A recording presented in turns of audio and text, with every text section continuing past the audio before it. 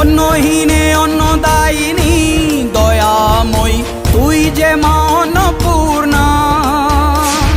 সন্তান স্নেহে তুই মা যেন কল্যাণী সম্পূর্ণা।